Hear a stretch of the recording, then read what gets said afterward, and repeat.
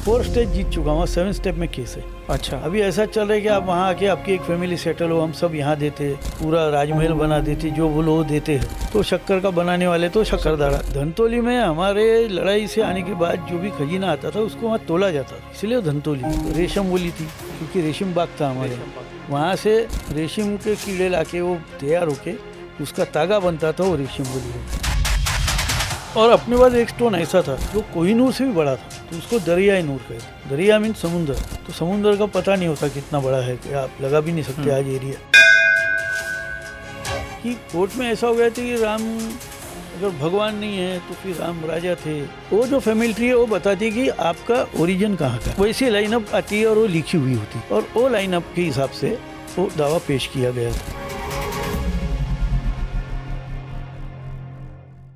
नमस्कार, स्वागत है आपका यूशन पॉडकास्ट देख रहे हैं आप। और आज के इस एपिसोड में दिल से आपको एक बात बता रहा हूँ कि इसमें बहुत मज़ा आने वाला है।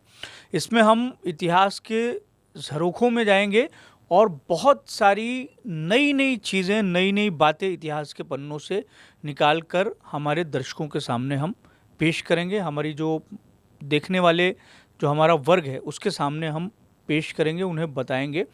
और आज जो हमारे साथ हमारे स्टूडियो में इस पॉडकास्ट में मौजूद हैं वो शख्सियत बेहद ख़ास हैं, नागपुर के राजघराने से जुड़े हुए हैं। और हमारे स्टूडियो में आज मौजूद हैं राजे मुधोजी भोसले।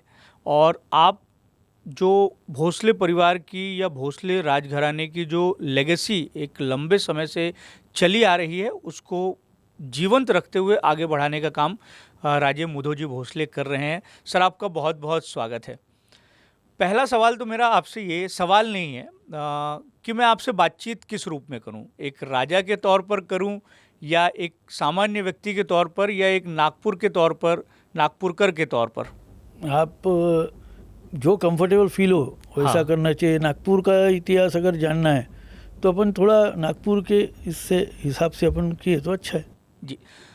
भोसले राजघराने परिवार का जब जिक्र आता है तो नागपुर के इर्द गिर्द एक तरीके से समेट के उसे देखा जाता है। इतिहासकारों ने जो कंटेंट हमें दिया है उसमें भी लगभग नागपुर के इर्द गिर्द वो चीज़ें बहुत ज़्यादा जो है वो घूमती हैं। पर भोसले कालीन जो साम्राज्य रहा है उसका विस्तार जो रहा है वो बहुत भव्य रहा है, दिव्य रहा है। ऐसा कहा जाता है कि छत्रपति शिवाजी महाराज ने जब हिंदू राष्ट्र की संकल्पना बनाई थी उस समय जिन समूहों को, राजाओं के समूहों को लेकर उन्होंने देश को एक तरीके से बनाया था, उनमें सबसे बड़ा जो क्षेत्रफल था वो भोसले राजघराने का था।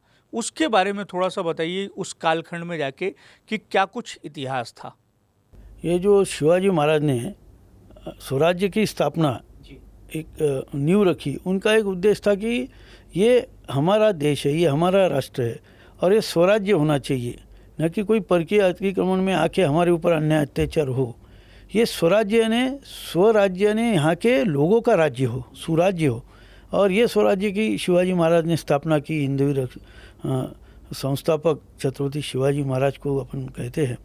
तो हिंदू रक्षक, धर्म रक्षक, स्वराज्य रक्षक छत्रपति संभाजी महाराज को अब हम कहते हैं। और राजे रघुजी महाराज प्रथम, इनको हिंदवी स्वराज्य विस्तारक करके कहा जाता है। बहुत बड़ा विस्तार उन्होंने इस साम्राज्य का किया, हिंदवी साम्राज्य का। और ये विस्तार 2,17,560 स्क्वायर किलोमीटर, इतना बड़ा राज रघुजी महाराज के अंडर में ये पूरा एरिया था, जिसमें ओडिशा, बिहार, बंगाल, यूपी, एमपी, छत्तीसगढ़ और ये गोंडवाना, ये विदर्भ, इतना बड़ा ये परिसर था। और एक लीगेसी जो है इसका एक बहुत बड़ा पार्श्वभूमि, बहुत बड़ा इतिहास है। ये प्रभु रामचंद्र जी से हमारा एक घराने का ये आता है।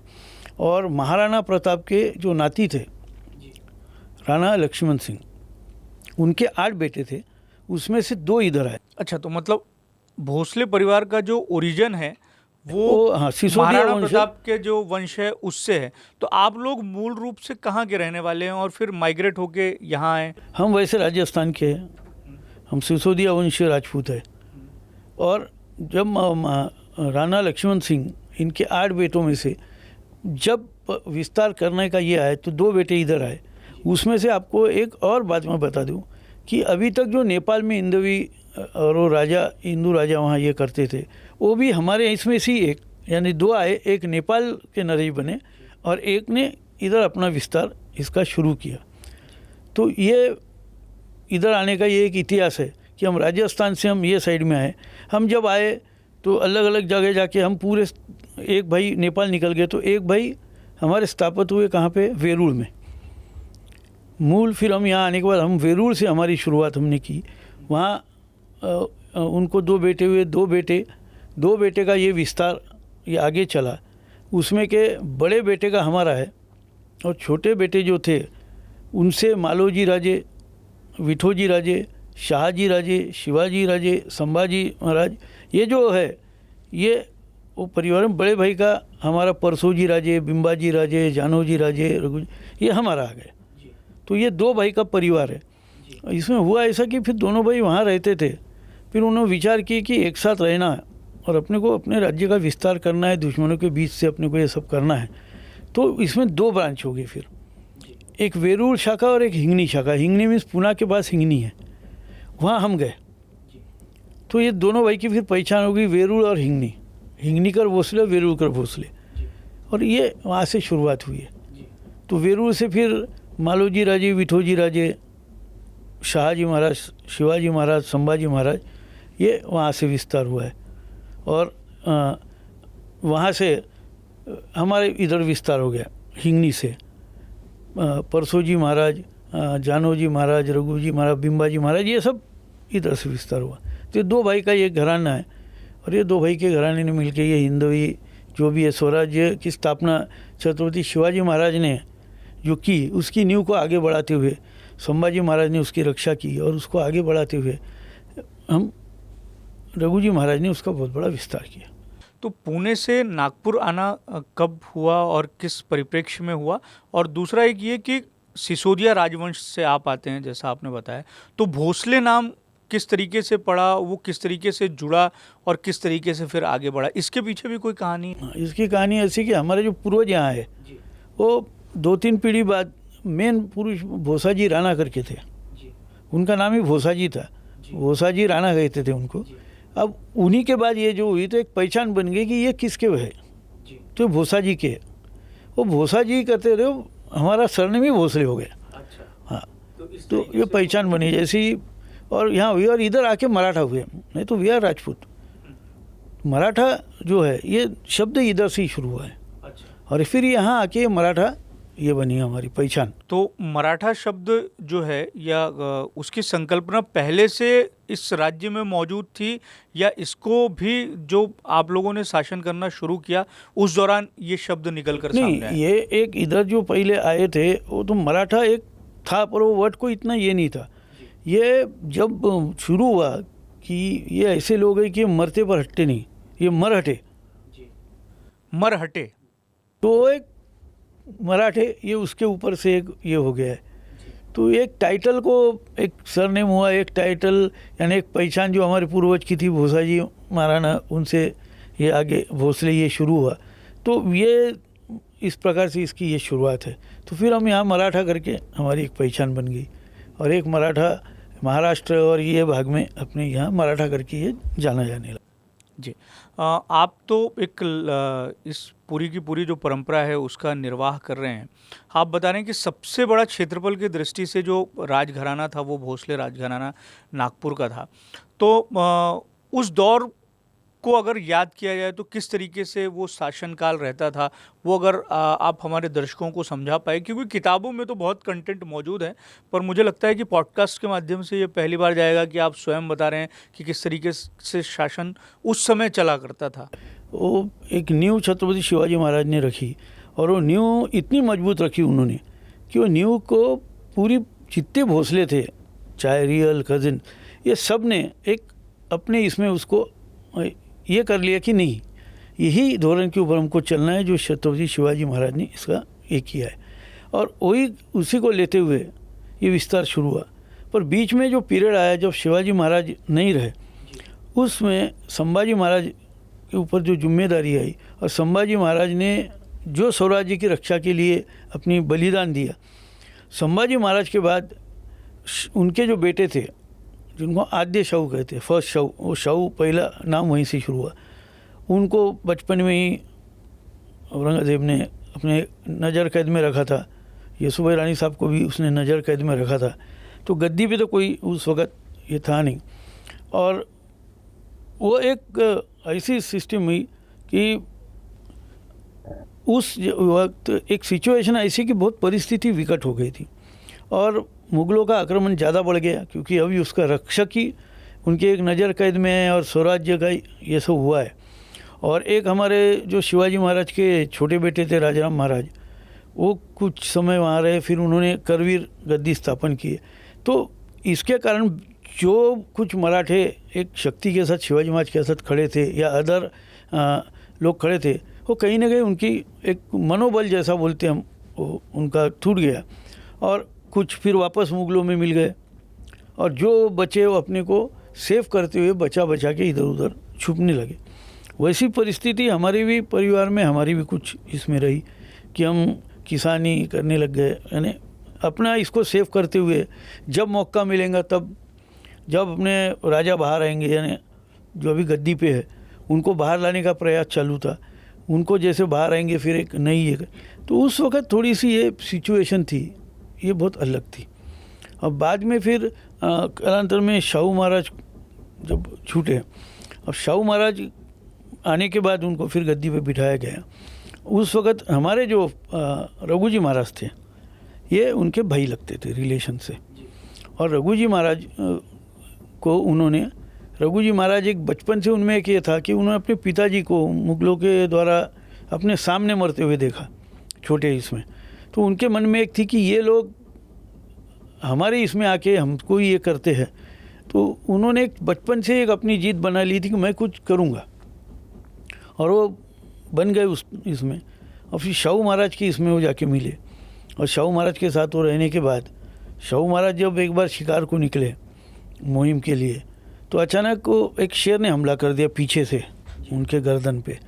तो ये पीछे ही थे, इन्होंने आवाज़ देते तक उनको लगा कि ये बैठ जाएगा इसमें, तो उनका डांड पट्टा उन्होंने निकाला, उसको काट डाला बीच में से शेर को। हाँ, यानी शाहू महाराज को ऐसा ये भी लग गया पंजे का थोड़ा ये। तो जब उन्होंने मुड़ के देखा तो इन्होंने ऊपर के ऊपर शेर को उड़ा दिए। तो उससे खुश हो गए शाहू महाराज कि उनको कुछ न लगते हुए इन्होंने 2 पार्ट में शेर को काट डाला। और फिर उन्होंने, यानी भाई तो थे ही, पर उन्होंने उनको एक अच्छे ओहदे पे, एक सेना साहब सुबह, उनके दादाजी से वो पद चलते आ रहा था संभाजी महाराज और उस जमाने से, फिर उनको किताब सेना साहब सुबह, हाँ, ये जो पद है ये एक ही पद बना था पूरे। आप अगर भारतवर्ष में देखेंगे, सेनापति रहते, सरदार रहते, नाइक है, पटेल, ये सेना साहब सुबह एक ही पद बना था, वो भी हमारे घराने के लिए। यानी ये पूरा जो सैन्य है, अगर राजा को कुछ होता है तो इसका सुबह बन के, इसका मेन बन के ये इनके ऑर्डर में ये चलेगा। तो ये हमारे पूर्वजों को पहले से ही था, शिवाजी महाराज के वक्त से ही सेना साहब सुबह ये हमारे घराने को चलते आ रहा था। तो ये सिर्फ नागपुर का जो साम्राज्य था या नागपुर के जो भोसले थे, ये इसको फॉलो करते थे, या पूरा का पूरा जो महाराष्ट्र हमारे पूर्वजों को ही मिला, सिर्फ आप लोग फॉलो करते? ये हमारे पूर्वज हैं। हम तब नागपुर में आने के पहले से ये सेना साहब सुबह, क्योंकि भाई का ये था। और एक बात ऐसी कि शिवाजी महाराज की जब मृत्यु हुई तो संभाजी महाराज ये युद्ध के ऊपर थे, राजाराम महाराज छोटे थे।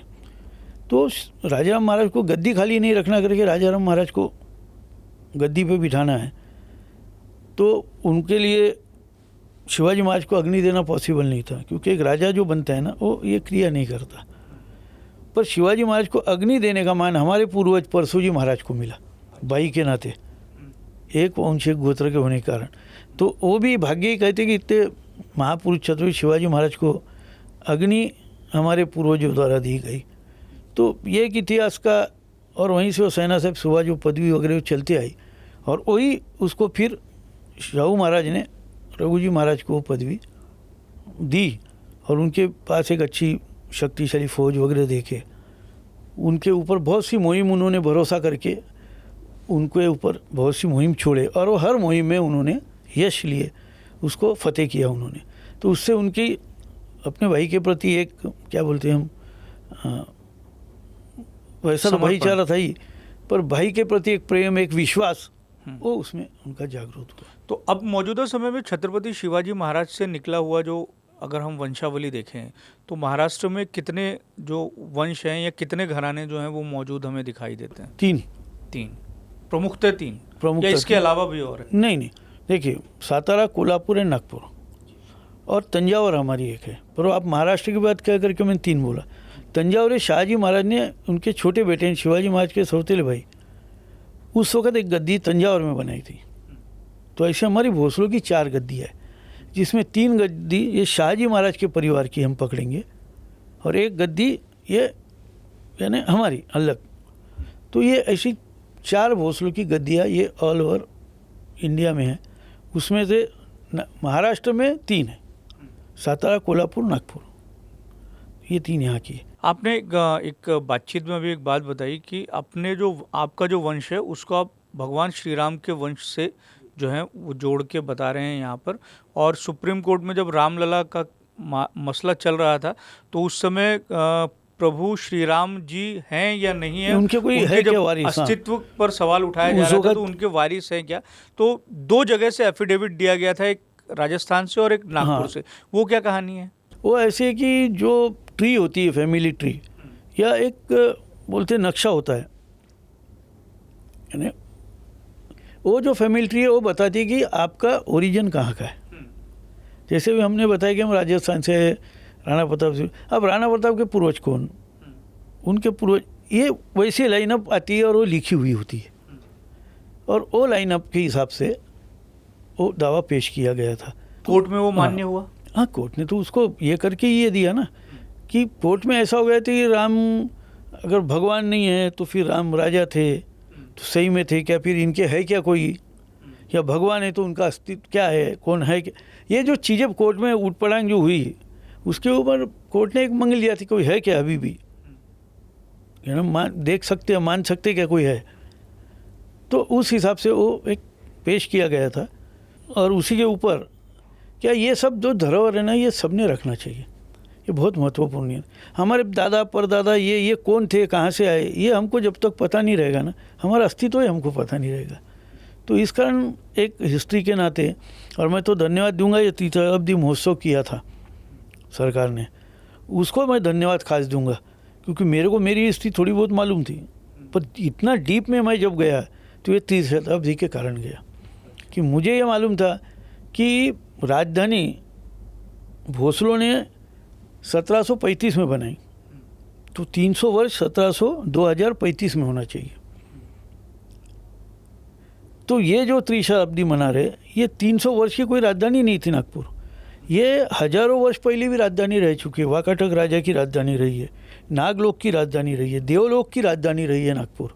नागपुर का इतिहास बहुत बड़ा है, छोटा नहीं है, राजधानी नागपुर रही है, पर 300 साल पहले का कोई रिकॉर्ड ही नहीं।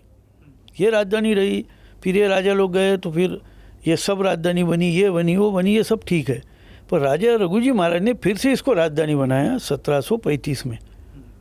यहाँ उनका राजा करके ओरिजिन में अभिषेक हुआ और यहाँ पे इनको महाराजा छत्रपति टाइटल दी गई। ये टाइटल इतनी बड़ी टाइटल है कि सम्राट के बराबर की टाइटल है, ये शिवाजी महाराज के टाइटल से बड़ी टाइटल है।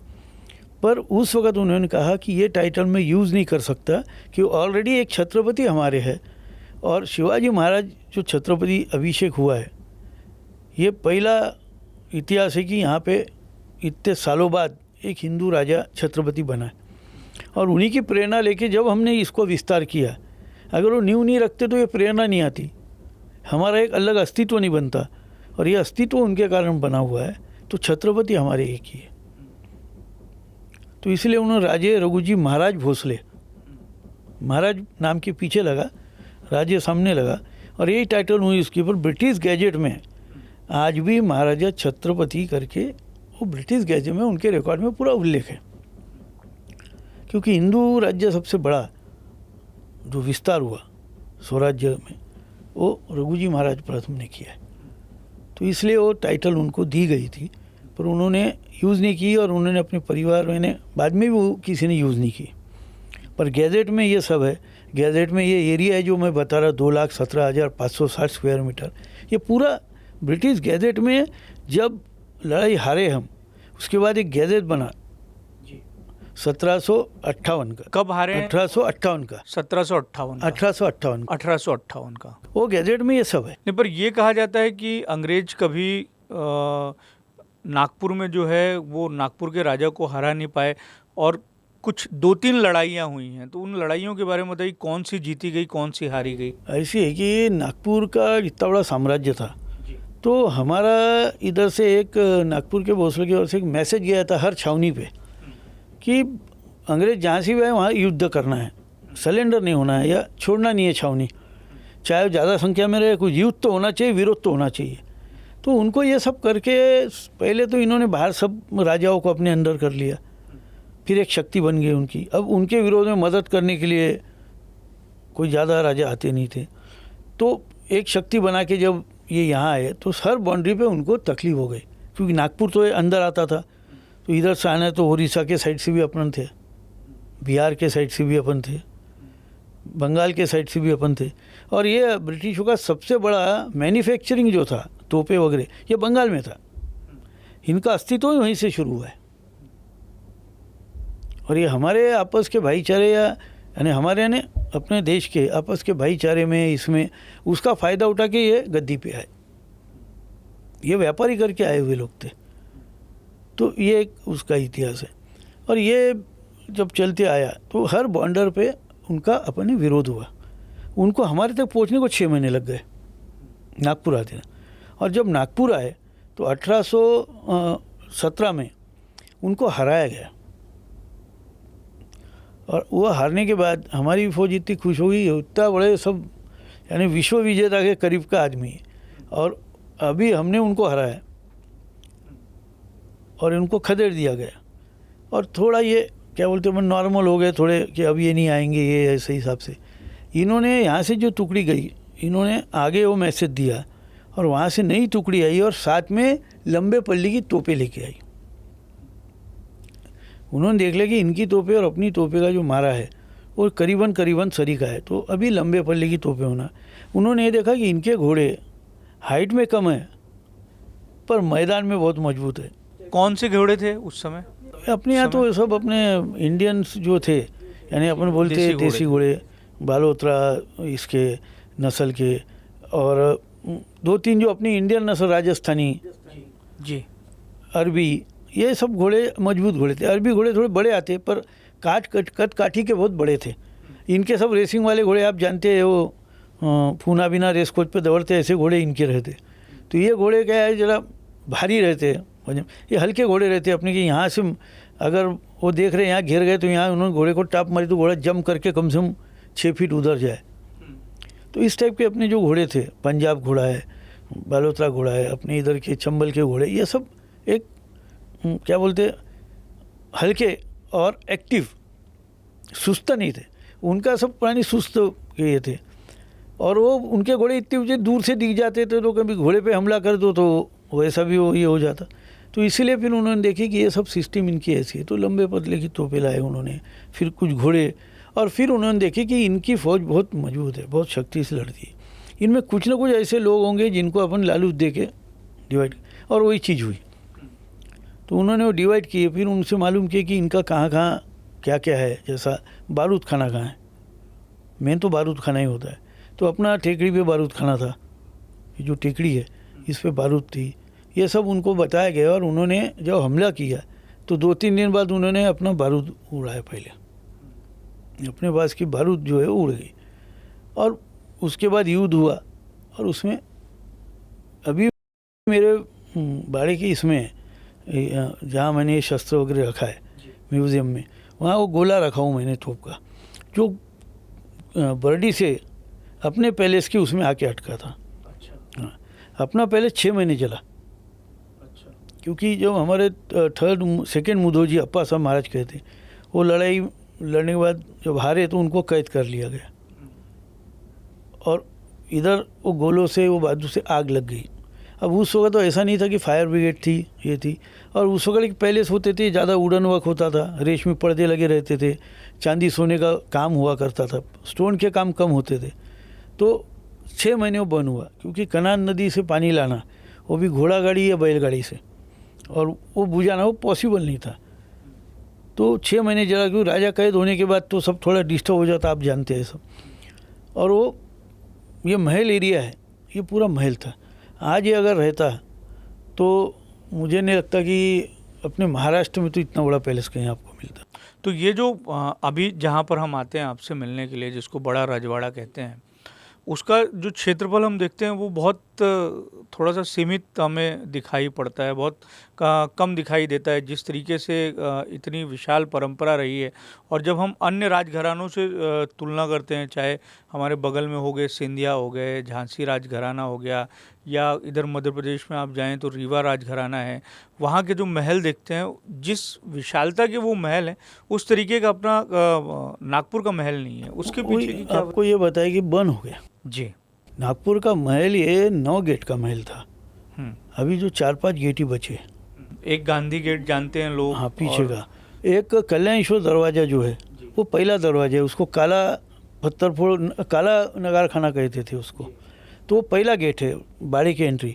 उसके आगे झंडा चौक करके है, वहाँ झंडा रहता था कि राजा साहब है नहीं, वहाँ से शुरुआत थी महल की।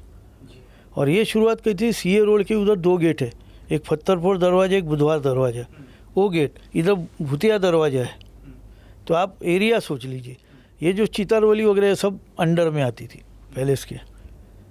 तो 121 एकड़ का ये उस वक्त पैलेस था।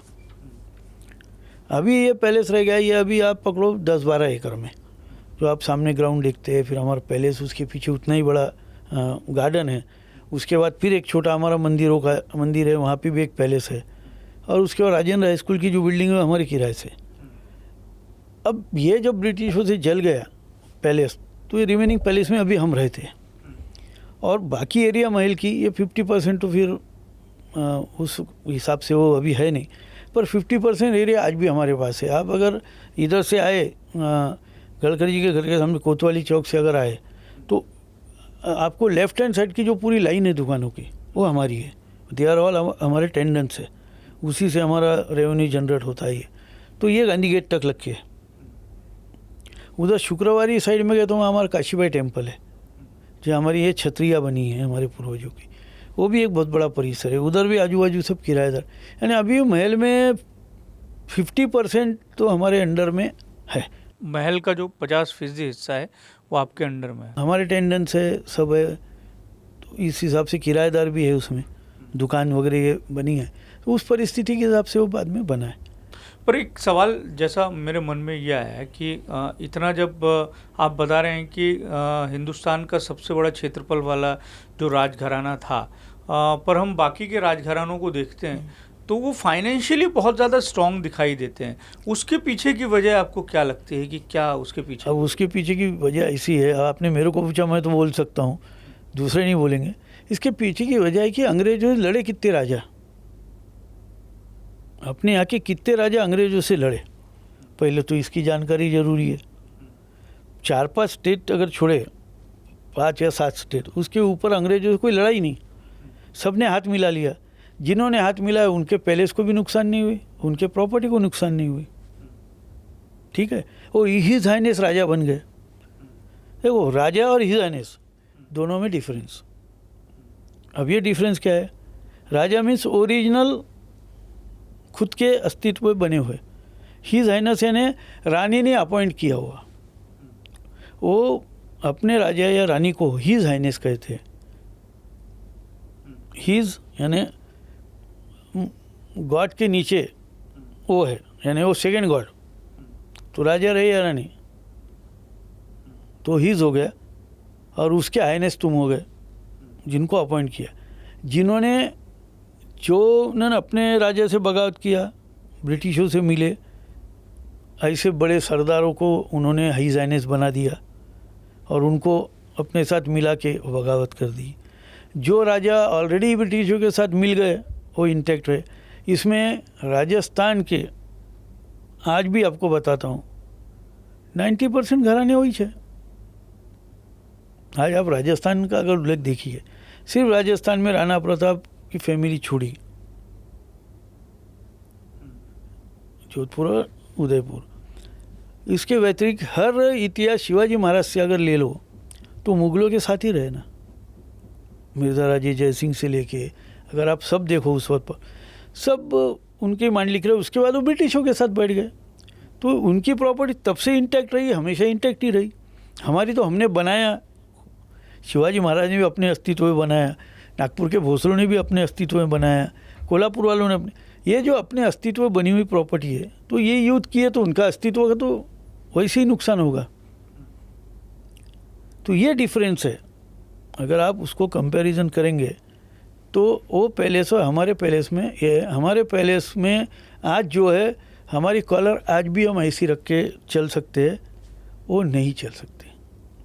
क्यों? कि वो स्वाभिमान बेच के बैठे हुए, हमने स्वाभिमान बेच के नहीं बैठे।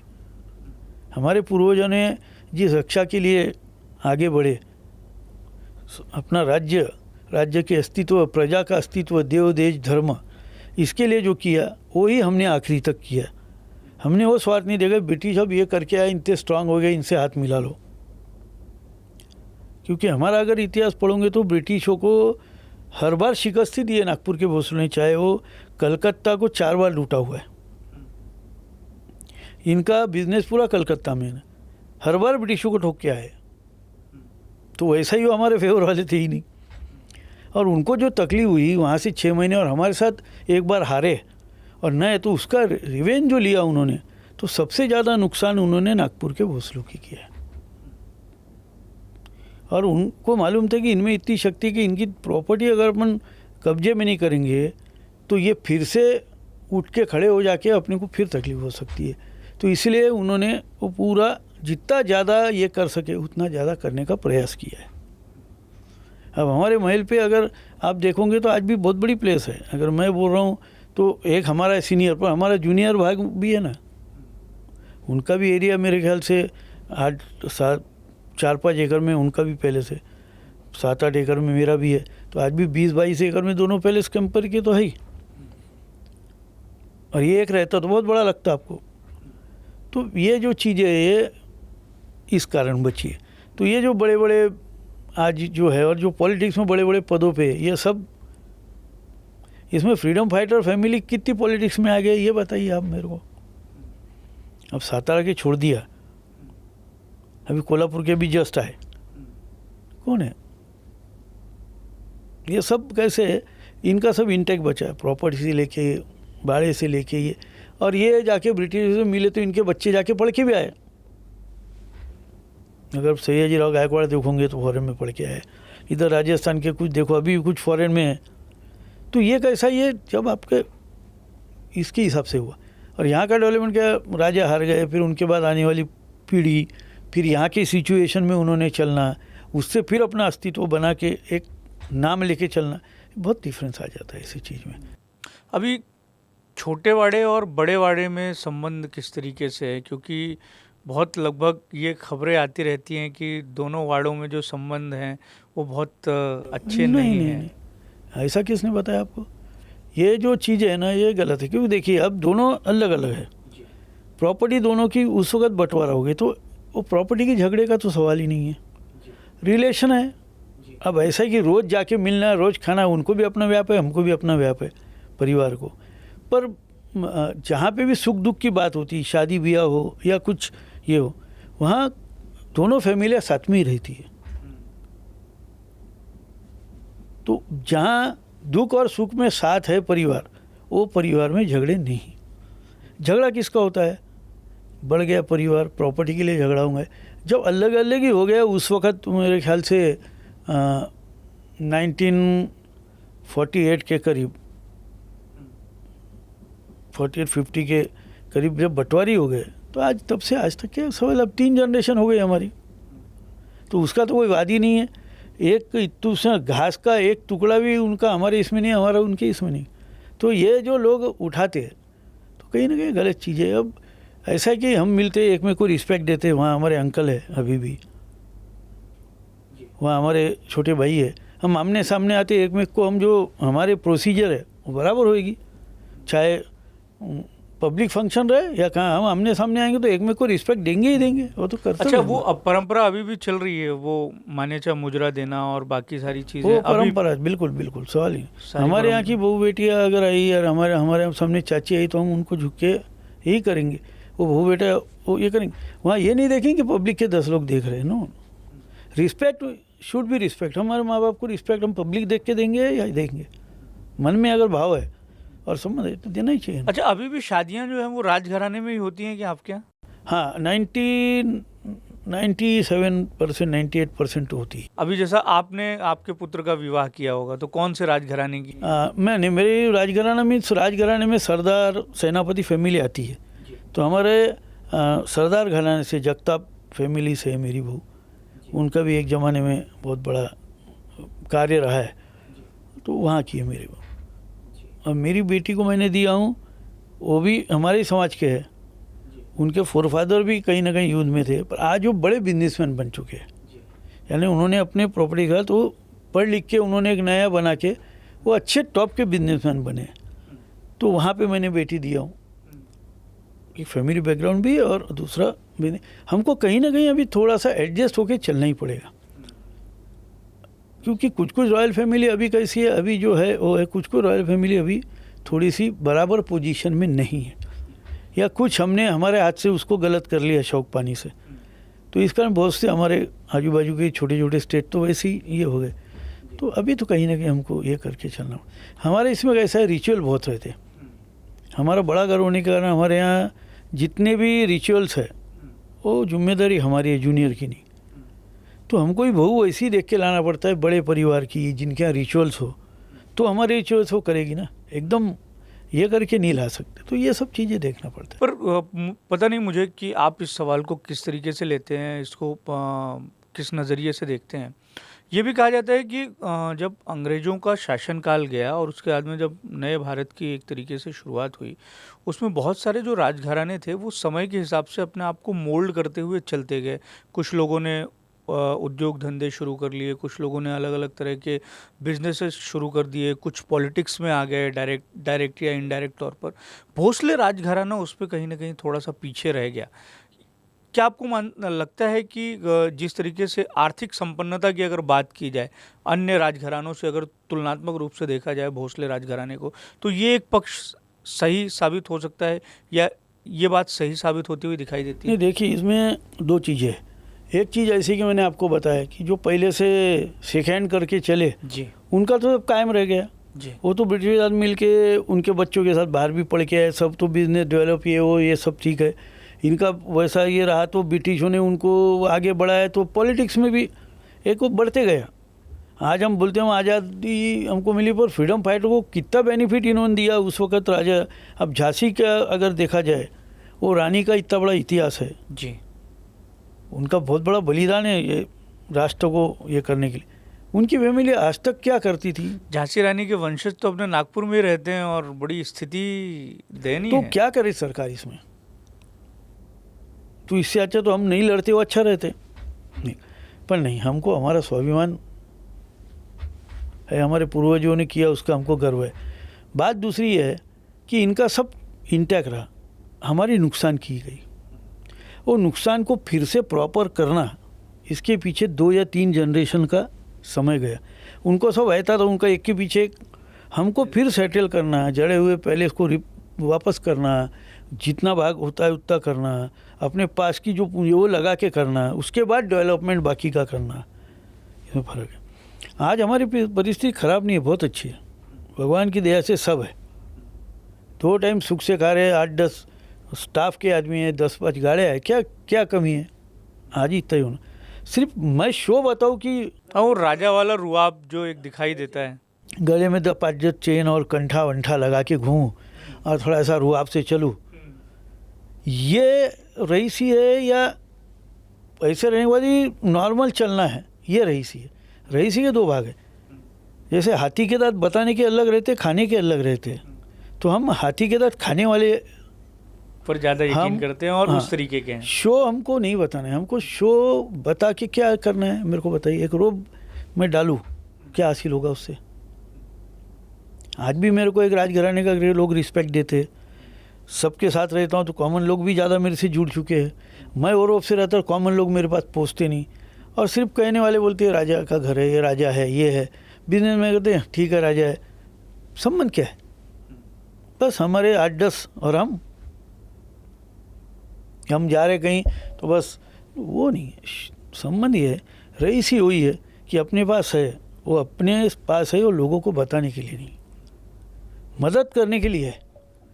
अब मुझे नहीं लगता मैं बहुत बड़ी बात बोल रहा हूँ, ऐसा नहीं लगता, बोलना भी नहीं चाहिए, पर जिस ढंग से नागपुर के फैमिली में, हमारी फैमिली या हमारे नागपुर के जो घराने, हम लोगों के लिए फूलने पर फूल की पंखुड़ी बन के मदद करते हैं, ऐसे ही इतने जो पॉम्पेन शो वाले उन्होंने कितना किया ये मेरे को आप बता दीजिए। तो हमारी तो अमीरी यही है ना कि हम 100 लोगों के बीच में जाए तो कम से कम 70 लोग तो हमको पहचाने, हमारी अमीरी वो है। सिर्फ राजा आ रहा करके पहचान, और अपने में से कोई आ रहा है, अपना राजा आ रहा है, ये पहचान, इसमें फ़र्क है। और उसमें मैं विश्वास रखता हूँ, मेरा परिवार रखते आए, जो मेरे पिताजी ने नींव डाला, जो मेरे दादाजी ने डाला, परदादाजी ने, हम लोक राजा है, आप लोगों में रहने वाले हो। हमारे पूर्वजों का अगर इतिहास देखोगे आप तो घोड़े पे फौज के साथ सोने वाले लोग हैं, जरी का तंबू लगा के नहीं सोए, फौज के साथ बैठ के खाने वाले में से करके फौज का विश्वास था करके। ये नागपुर स्टेट है ना, अलग अलग लैंग्वेज बोलने वाले लोग, अलग अलग जाति के लोग, अलग भाषा के लोग, अलग अलग कल्चर के लोग इस राजधानी में थे। नहीं, बहुत अच्छा जिक्र कर दिया आपने। मुझे लगता है कि ये बड़ा महत्वपूर्ण सवाल हो जाएगा, इस पे बातचीत बिल्कुल हमें करना ही चाहिए। नागपुर का जो एक हम एक व्यवहारिक स्थिति देखते हैं या नागपुर का जो माहौल देखते हैं, उसमें सर्वसमावेशकता दिखती है। तो मैं आपसे ये समझना चाहूँगा कि भोसलों जिन्होंने इस नागपुर को गढ़ा है, बनाया है, उनका जो सिविलाइजेशन का जो सूत्र था वो किस तरीके से था, वो किस तरीके से एक अपनी राजधानी की संकल्पना करते थे और उसको बनाने की संकल्पना रखते थे और फिर उसको उन्होंने डेवलप किया। एक था कि यहाँ से जो भी विस्तार हुआ ये अलग अलग लैंग्वेज और अलग अलग लोगों में हुआ। इसका प्रॉब्लम आता था कि हमको मराठी या संस्कृत कुछ होगा जो भाषा, बाकी ठिकान में उनकी लैंग्वेज अलग, तो एक तो विस्तार करने में भी उस वक्त बड़ा ये आता था। तो पहले तो हमारे यहाँ के कुछ लोगों को सीखना पड़ता था, या फिर मैंने जब भी आपको एक ट्रांसलेटर हमारे पास रहता था, ये एक था। उसके बाद जहाँ जा रहे तो पहले वहाँ की पूरी स्टडी करना है, वहाँ क्या क्या चीज़ का रिक्वायरमेंट है, वहाँ का राजा कैसा है, वो राजा लोग राजा है क्या, पब्लिक उसको मानती क्या, दहशत में राजा मान रही या रिस्पेक्ट में मान रही, ये चीज़ों को देखते हुए उसको आगे ले जाना। अगर वहाँ का राजा अच्छा है पर कहीं ना कहीं मुगलों को भी वो पैसे दे, यानी सेव करने के लिए ये कर रहा है, इधर शिवाजी महाराज के इसको, तो कहीं ना कहीं उसको एक ठिकान में लाके अपने अंडर में लेके उसकी सेफ्टी करना, ये सब चीज़ें करती है। और डेवलपमेंट कैसा है कि जहाँ जो चीज़ है वो चीज़ को वहाँ से लाके अपने यहाँ भी इम्प्लेंट करना। जैसा अब संतरा अगर ले लिया तो हमारे सेकंड रघुजी महाराज ने ये संतरे की ईजाद की। अच्छा। अब संतरा ये एक झाड़ का फल नहीं है, 2 झाड़ बांध के फल बना है, कलम बांध के। तो हमारे ये साइड में एक फल आता था, तो उन्होंने संतरा कहाँ से लाया, किस तरीके से? अपने इस साइड में, इधर साइड में, यहाँ हीट है, उष्णता है, यहाँ एक फल आता था जो बहुत ही खट्टा था, यानी नींबू से भी खट्टा, पर जहरीला नहीं था। जैसे इल नींबू और वो दूसरा फल बोलते हम, वो फल अगर बंदर भी खाए तो फेंक देता था, इतना खट्टा था।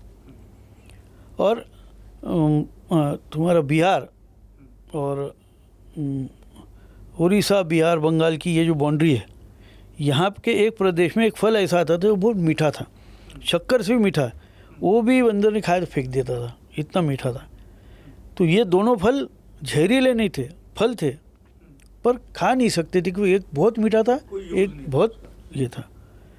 तो इन फलों को सेकंड रघुजी महाराज ने, कलम बोलते ना, वो आँखें रहती ना, वो दोनों लाए।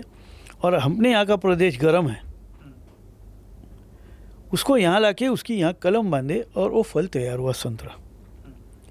तो ये दोनों के मिक्सचर में क्या हुआ है, ये दोनों थे मौसम्बी जैसे, छिलके तो इनके मौसम्बी जैसे थे, अंदर निकाल तो मौसम्बी का ऐसा ये नहीं निकलती ना, संतरे की तो फोड़ निकलती है।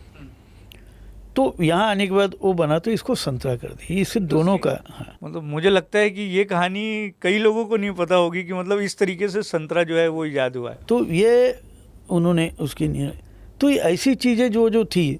अब वहाँ से बंगाल में जो हमने सवारी ये की है, तो बंगाल में ब्लैक मैजिक बहुत चलती थी, और बंगाल में ब्लैक मैजिक के भरोसे ही राज्य चलता था। अच्छा। हाँ, तो बाउंड्री के बाहर के लोगों को, यंग लोगों को लेके जाना, उनको कैद करना, फिर उनको ब्रिटिशों को सप्लाई करना कारखाने के लिए, और औरतों को ले जाना, उनको क्या बोलते यूज़ करना, ये ऐसी चीज़ें होती थी। उसकी मदद के लिए जब इनको बुलाया गया तो वहाँ उन्होंने 6 महीने स्टडी की है ब्लैक मैजिक का क्या इफ़ेक्ट होता है। अच्छा। अपने यहाँ के मैजिशियंस जो थे उस वक्त ब्लैक मैजिक के, उनको लेकर देखो, ब्लैक मैजिक और मैजिक यानी जादू का खेल नहीं, उस वक्त जो होती थी, जो गलत काम करता था वो ब्लैक मैजिक होती थी, और जिसको विद्या आ रही वो अच्छा लोगों के भलाई के लिए करता था वो इसमें आ गई। यानी हमारे भी संत और इसमें बोलते अघोरी, ये जो चीज़ें हम बोलते वही हो गए एक प्रकार से, कि इनमें अच्छे है तो ये लोगों का भले के लिए काम करेंगे, वो उसको बुरा करेंगे, ये जो चीज़ थी उसके भरोसे ये था। और जब बाउंड्री के इधर से कोई उनकी मदद करने जाता था वो यंग लोगों को इसकी, तो बाउंड्री बांध दिया था उन्होंने, तो जो भी अंदर है उसको खून निकलता था उसके मुंह से, खून की उल्टी होती थी। ये सबके विरोध में ये गए, और वहाँ एक नहीं 6 बार जीते हैं।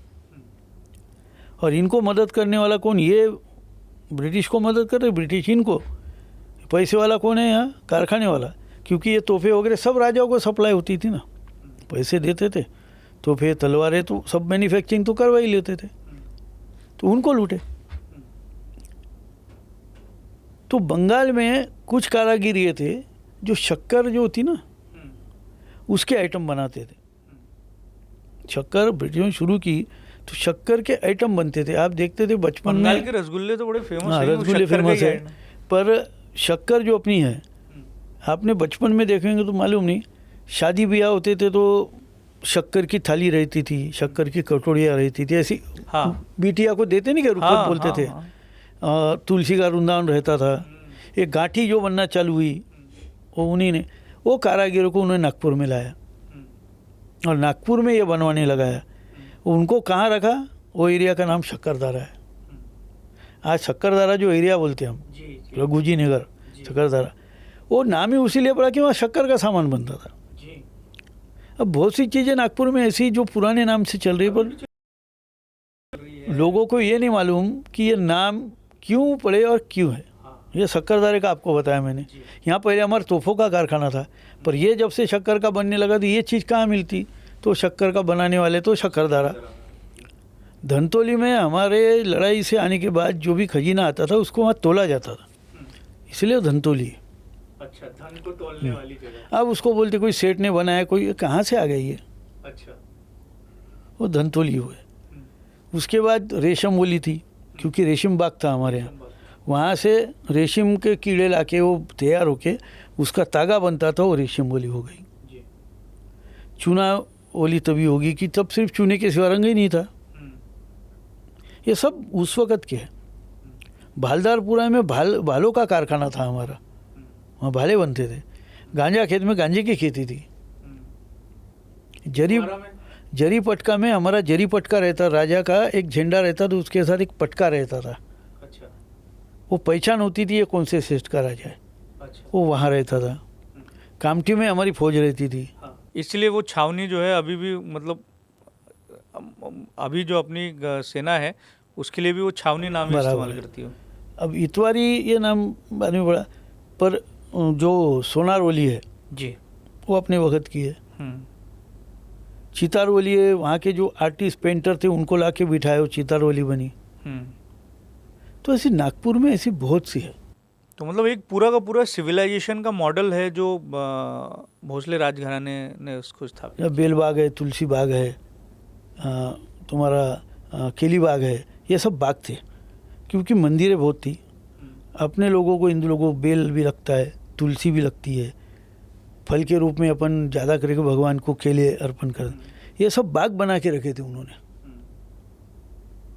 तो ये नागपुर के ये नाम क्यों है, ये तो अभी बहुत थोड़े नाम बताया मैंने, ये नाम क्यों है ये भी लोगों को नहीं मालूम। बस रेशम बाग है, बेलबाग, क्या था इसका इतिहास क्या है ये बहुत लोगों को मालूम नहीं। कभी नागपुर में भाले बनते थे ये सोचा होगा किसी ने?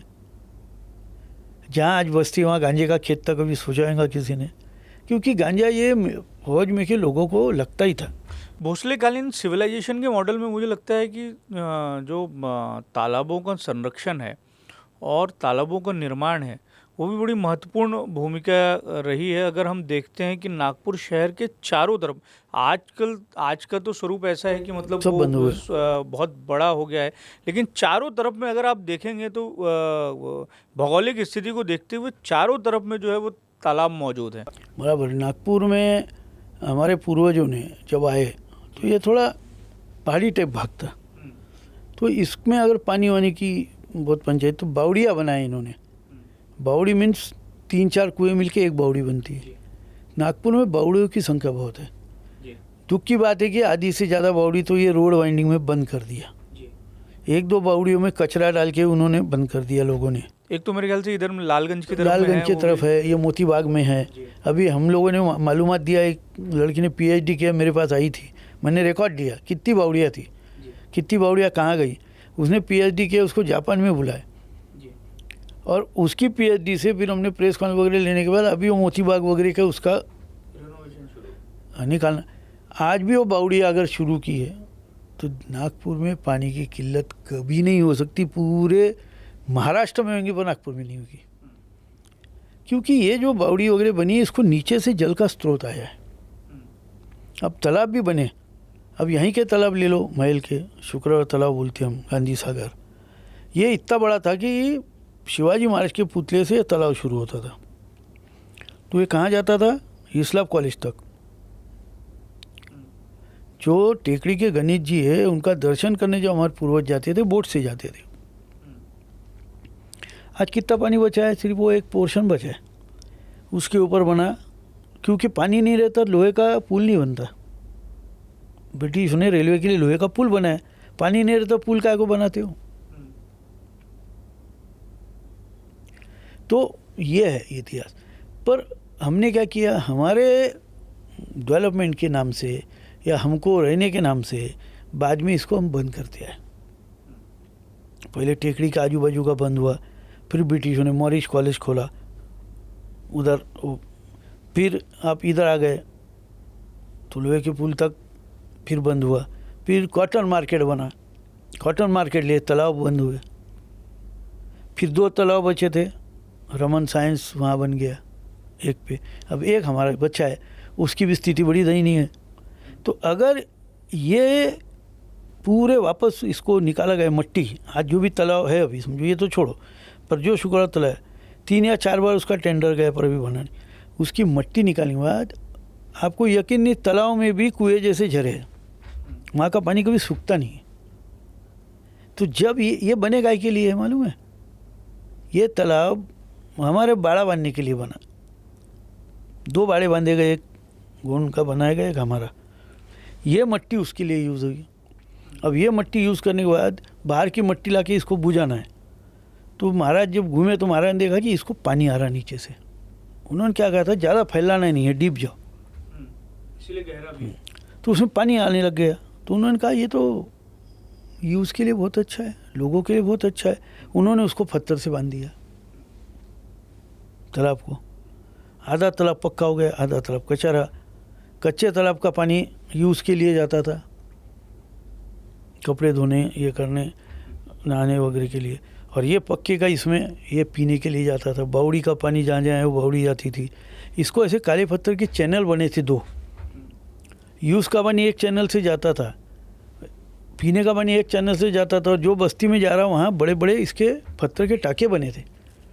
और उस वक़्त यानी आपको कब की बात बता रहा, 1700 में की, 1700 पे जब इन्होंने राज्य बनाया है, उस वक्त पेनल्टी लगती थी साहब, ये पानी इधर वापरे और ये पानी इधर वापरे तो पेनल्टी लगती थी। पीने का पानी अगर आप कपड़े वपड़े में यूज़ कर रहे तो आपको कर बैठता था। यानी उस वक्त पानी का कितना वैल्यू उन्होंने बताया था कि पीने का पीने में ही होना। तब ये हमारी नाग नदी थी, आज नाला बोलते हैं उसको, नाग नदी थी, और इसके पानी पे कपड़े धोए जाते थे, धोबी घाट थे। आज वो पानी में तो पेशाब करने के लिए भी खड़ा रहना मुश्किल है लोगों। यानी क्या था नागपुर, और डेवलपमेंट में हमने क्या कर दिया। अभी एक सवाल सर ऐसा है कि अगर आप जिक्र कर पाएँ राजा साहब कि मौजूदा समय में भोसले परिवार की संपत्ति का विवरण किस तरीके से है, और एक नई पहल आपने शुरू की है मुझे लगता है कि इन दिनों में, कि जो पारंपरिक संपत्तियां हैं उसको वापस से आपने हासिल करने की पहल शुरू की है।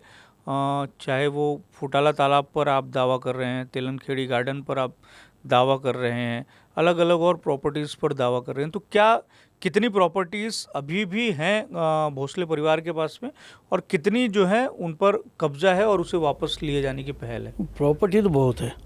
और क्या हुआ है कि हम ब्रिटिशों से ये होने के बाद एक कोर्ट ऑफ आर्ट बना था, वो एक अच्छा भी हुआ, एक गलत भी हुआ, क्योंकि उन्होंने जब हमारे गार्डियन बने वीआर वार्ड्स, तो जो भी गवर्नमेंट के रूल्स बने, इंदिरा गांधी ने लगाए, ये लगाए, जो भी रूल्स बने वो रूल्स हमको नहीं हुए, तो हमारी जो ज़मीन इंटैक्ट बची। पर वो ज़मीन को बाद में अतिक्रमण में लिया गया, चाहे पब्लिक का अतिक्रमण हो चाहे सरकार का हो। सरकार ने भी कुछ कम अतिक्रमण नहीं किया, जितनी ज़मीन दिया उसके बाद की ज़मीन ले लिया, तो ये भी अतिक्रमण हुए। और ये सब जब हमें मालूम पड़ा, हमने रिकॉर्ड्स निकाले, और रिकॉर्ड के हिसाब से जो चीज़ें दी है वो भी रिकॉर्ड में है कि ये दान दी है, ये बेची है, ये सब रिकॉर्ड में है। जो नहीं दी है वो कैसी गई, फर्स्ट थिंग। जब उसके हमने रिकॉर्ड के भरोसे हमने उसका मालूमात करना शुरू किया, वो डिपार्टमेंट को लेटर दे कि ज़मीन आपके पास कैसे आई, ये कैसे आई, वो जो प्राइवेट होगा उसको जब पूछा, तो यहाँ से हमको ये चीज़ें मालूम है कि उनके पास ये रिकॉर्ड ही नहीं कि वो बिकत ली है उन्होंने, कि उनको लीज पे मिली है, कि उनको गिफ्ट मिली है। कौन कौन सी रिकॉर्ड ही नहीं, ऐसी बहुत जगह है नागपुर में। नागपुर में अगर आप देखेंगे तो गवर्नमेंट की ऐसी बहुत सी जगह है, जैसे बॉटनिकल गार्डन बोलो, फुटाला तालाब बोलो, तुम्हारे अंबाझरी की कुछ जगह बोलो, या तेलिंखड़ी की कुछ जगह बोलो, या पीकेवी की कुछ जगह बोलो, या ऐसी बहुत सी जगह है जो कुछ दी गई, पर उसके बाद में बची हुई जगह को कुछ सालों बाद अधिग्रहण कर लिया गया, नाम पे चढ़ा लिया गया। तो ये हमको इसका बेनिफिट है कि हमारी प्रॉपर्टी का रक्षक तो गवर्नमेंट था, सो खुद सरकार थी, कलेक्टर इज केयरटेकर, और उनके रहते हुए ये मिसमैनेजमेंट में कैसे गई भाई? हमारे पास तो मैनेजमेंट नहीं था ना। बाकी जैसा आपने उल्लेख किया, बाकी राजा का ये वो खुद ही मैनेज करते थे, तो बाकी मैनेजमेंट तो हमारे पास नहीं था ना, वो मैनेजमेंट उनके पास, तो रक्षक भक्षक कैसा बन सकता है? तो ये एक चीज़ हो गई। इसके बेस पे हमको बेनिफिट बहुत है और हम कर रहे हैं, प्रयास चालू है, देखिए कितना उसमें सफल होता है, पर 20-25% तो अभी तक मैं आ चुका हूँ। ऐसा कहा जाता है कि भोसले राजघराने के जो सिपे सालार थे, जिन्हें उनके काम के वजह से उन्हें अब वो उनका पदनाम हो गया, उपनाम हो गया, या इस समय नाम हो गया, वो ज़्यादा संपन्न दिखाई देते हैं। कई ऐसे सरनेम वाले हैं, अलग अलग। मुझे लगता है कि आप उस पर प्रकाश डालेंगे तो वो बहुत अच्छा रहेगा कि कौन से काम करने वाले कौन रहे हैं, और फिर मुझे लगता है कि अगर नागपुर के कोई दर्शक होंगे तो वो समझ भी जाएंगे कि कैसे ये बहुत से नागपुर में ऐसे कि जो सरनेम टाइटल के कारण बने जी, जिसमें हो गए पांडे, हो गए बूटी, हो गए घटाटे, हो गए तुम्हारे चिटनीस, हो गए, ये सब टाइटल से ही। एक आप भूल रहे हैं बड़ा नाम, गडकरी। नहीं, वो तो है, वो हमारे, उनका तो काम अलग था, क्योंकि ये कैसा, उनके पूर्वज ये हमारे गढ़ के हेड होते थे। नहीं, एक बड़ा काम था, ये तो बाद में हमने इनको डेपोट तो जिक्र किया है उन्होंने कई पब्लिक मीटिंग में। नहीं, गडकरी साहब का उस वक़्त से जो उनके फैमिली का आया है, और उन्होंने उस वक्त बहुत अच्छा यानी साथ दिया अपने इसको। इसी का ये है कि अभी तक भी गडकरी साहब जो है वो जहाँ भी रहते हैं उनमें वो चीज़ है, और वो चीज़ बोलने को कभी हिचकिचाते नहीं। तो ये एक उनके परिवार को आज एक ऐतिहासिक, हम बोल सकते हैं कि एक ऐतिहासिक इससे वो चलते आया है, तो ये भी एक टाइटल ही है। पर उनको छोड़ के अगर बाकी का आप बोलोगे कि ये ऐसे दिख रहे, ये है, ये ठीक है, ये इसे ऐसा है कि ब्रिटिशों से जब हमारा युद्ध हुआ, हमारे राजा कैद हुए, बहुत सी प्रॉपर्टी ब्रिटिशों ने ऑक्शन की। अब इन लोगों ने जब राजा कैद हो गया तो खजीने का कुछ ना कुछ भाग बचा है। और पैलेस जो अपना था नागपुर का, वो वर्णन आपको बताना चाहूँगा मैं।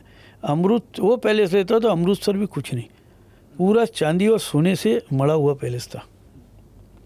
इतना वैभव संपन्न अपना राज्य था कि अपना पैलेस में यानी नवरत्न तो लगे थे हर इसमें, पर जो दीवारें थी उसके ऊपर ये पत्रे जड़े हुए थे सोने और चांदी के। आज रहता तो एक तो गवर्नमेंट लेती या हमको सिक्योरिटी करते करते हम परेशान होते। जब ये बंद हुआ तो सोना चांदी जलती नहीं, ये गलती है। तो इसके रखड़ का ढीक बन गया था पैलेस में।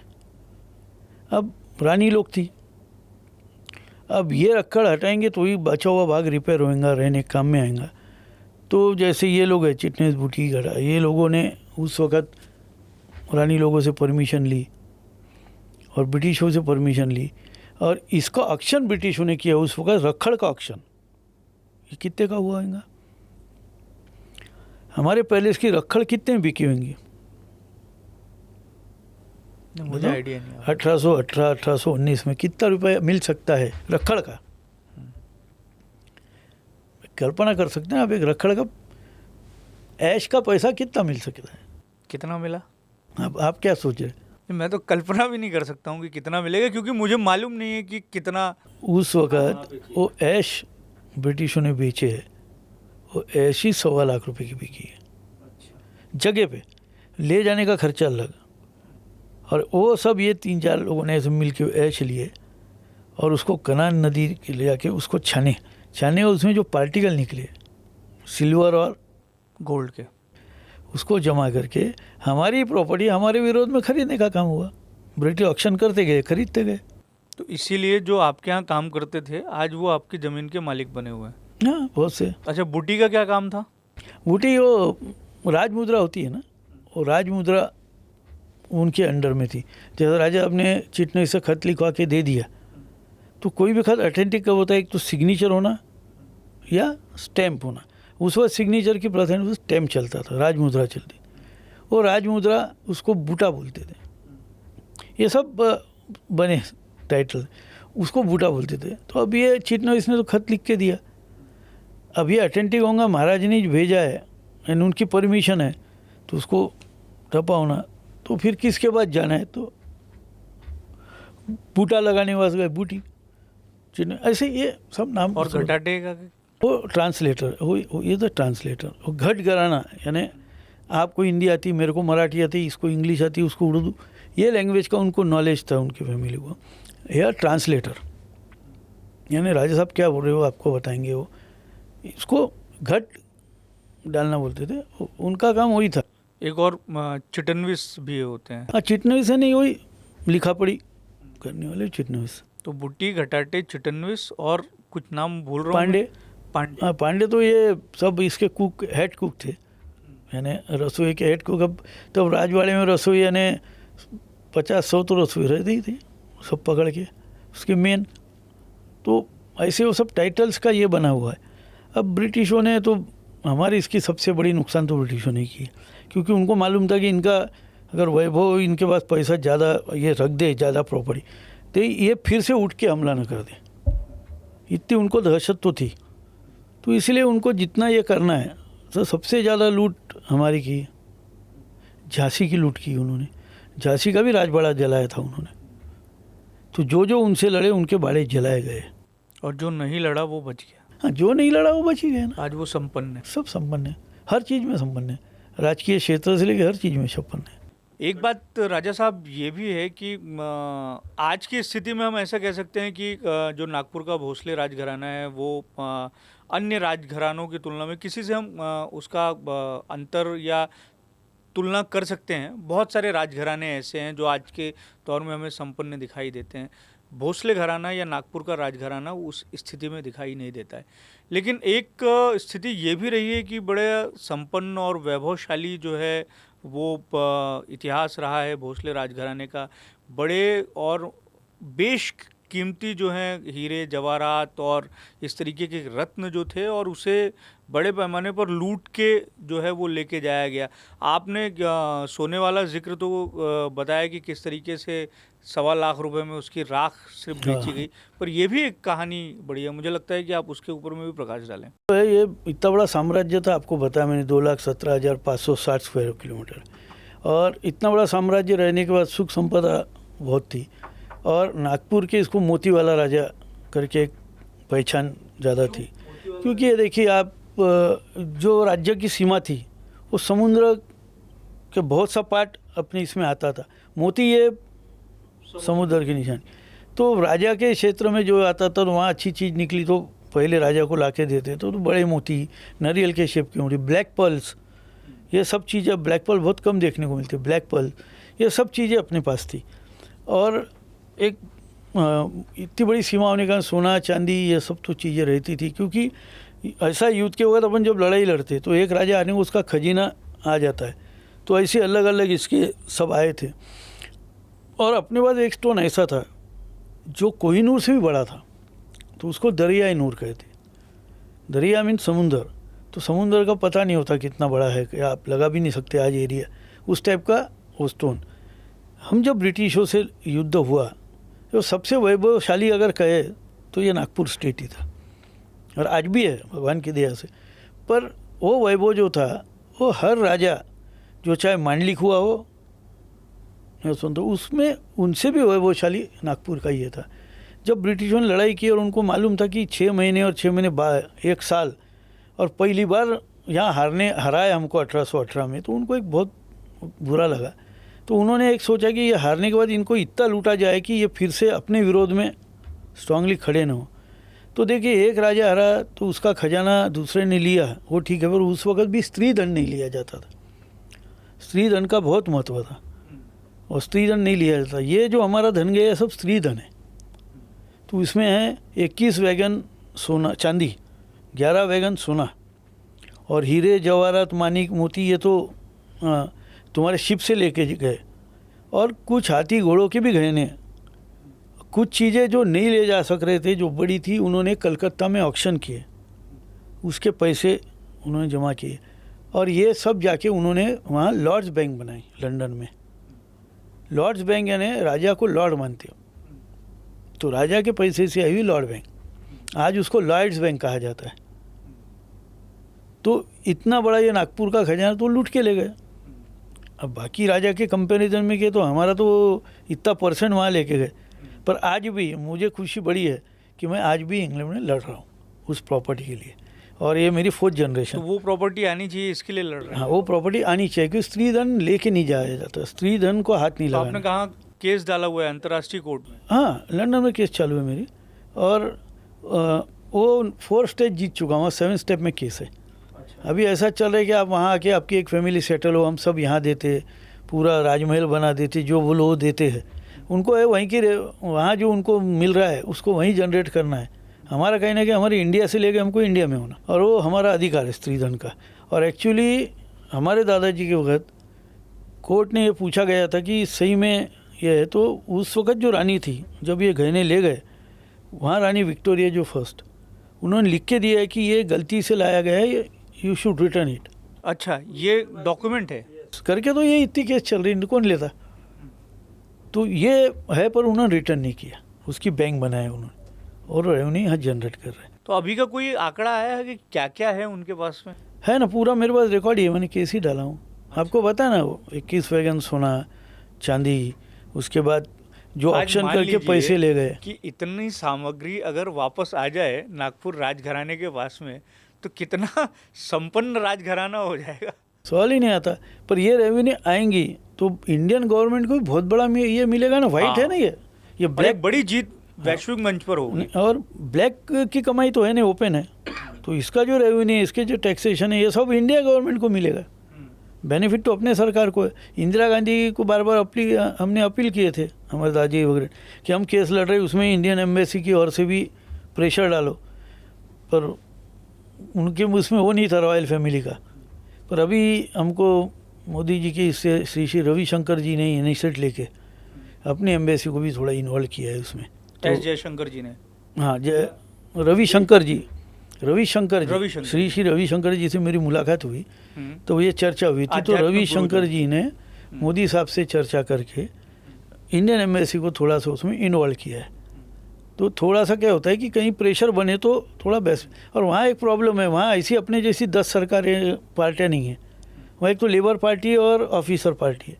आज भी ऑफिसर पार्टी अपने को यही मानती है, यानी लो मानती है, इंडियंस को बराबर नहीं मानती। पर लेबर पार्टी हमेशा अपने को सपोर्ट करती है। तो वहाँ जो पार्टी आती है उसी के जज वज होते हैं। तो ये ऑफिसर पार्टी आने के बाद अपनी केस हो जाती स्लो, लेबर पार्टी आने को फास्ट होती। तो इसलिए इतना टाइम लग रहा है। तो जो श्री रविशंकर हैं आध्यात्मिक गुरु, उनसे आपने चर्चा की और उसके बाद में जो है इसको ये हो रहा है। एक ये भी है सर कि बंगाल और नागपुर जो रेलवे लाइन थी उसमें भी आप लोगों का स्टेक था उस समय, वो क्या कहानी है? वो नागपुर मैंने बंगाल अपने अंडर में ही था। और जब फर्स्ट ट्रेन शुरू हुई, क्योंकि बंगाल में मैंने आपको बताया था कि ब्रिटिश लोगों का बिजनेस सेंटर था वो, तो वहाँ से जब वो चीज़ें वगैरह आती थी तो नागपुर, और ये ब्रिटिश भले ही जीते थे, वो बहुत सी चीज़ें अपने अंडर में थी। तो रेलवे लाइन डालने के वक्त बहुत सी परमिशन, बहुत सा ये लगता था। तो उसमें नागपुर बंगाल इसमें बहुत बड़ा अपना से था, नागपुर के बहुत लोग हैं उसमें। अच्छा, ये सिंधिया जो हैं ग्वालियर के, उनके बारे में चलता है कि उनका भी जो ओरिजिन है वो महाराष्ट्र से ही है, यहीं से हाँ, जुड़े वो हुए हैं। महाराष्ट्र वो कौन से- से इसको जो है वो बिलोंग करते हैं? नहीं, महाराष्ट्र से ही है उनका ओरिजिनल। वो एक सरदार थे। पहले वो भोसलों के शासनकाल में ही वो जुड़ गए थे क्या? हाँ, वो सातारा के इससे जुड़े हुए थे, हमारे शिवाजी महाराज की इसमें पेशवे के साथ ये जुड़े हुए थे। जो पेशवा को अपॉइंट किया था ना, वो पेशवों में ये होलकर और ये पेशवों में जुड़े हुए थे। ये सरदार फैमिली थी।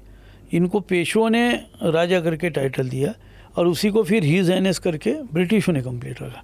एक और बड़ा काम किया है भोसले शासनकाल में कि अपना जो पूरा का पूरा साम्राज्य रहा, कई जगहों पर सेवाओं के विस्तार को लेके भी बहुत काम किया गया है और ख़ास तौर से धार्मिक क्षेत्र में जो है वो बहुत काम किया गया है।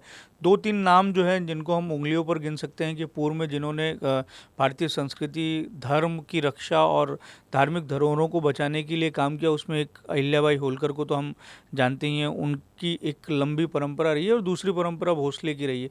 अब पता नहीं मुझे कितने लोगों को, हमारे दर्शकों को पता होगा जो ये पॉडकास्ट देख रहे होंगे, कि वाराणसी अगर वो जाते होंगे तो वाराणसी में भोसले घाट भी है, जी। जो यहाँ के राजाओं ने बनवाया है अलग अलग।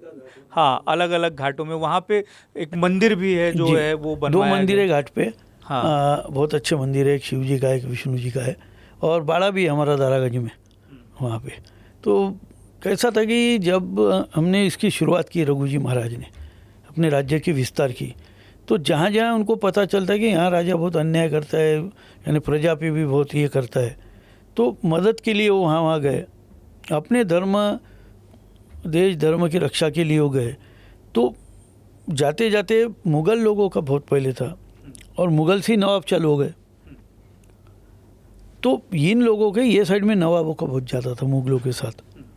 तो नवाब लोगों का बीच बीच में थे, तो हमारे मंदिरों को ये हमेशा तोड़ते थे, मूर्तियों को ये करते थे। और इनकी एक कल्पना थी, क्योंकि हमारे हिंदू लोग, हम भक्त ज़्यादा है, धार्मिक है, तो हम भगवान को अर्पण करते, कुछ गहने पैसे। तो खजीने के लालच में भी, एक तो हमारे भगवान को मानते नहीं थे, पर खजीने के लालच में मंदिरों को उन्होंने बहुत नुकसान किया है।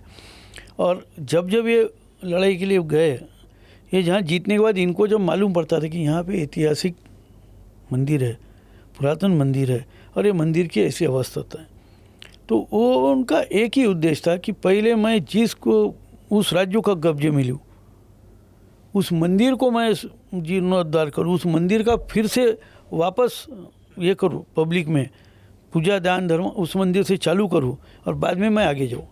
तो ऐसे में था ये तिरुपति बालाजी मंदिर, जिसको 3 बार तोड़ा। अकबर ने भी लूटा है उसको,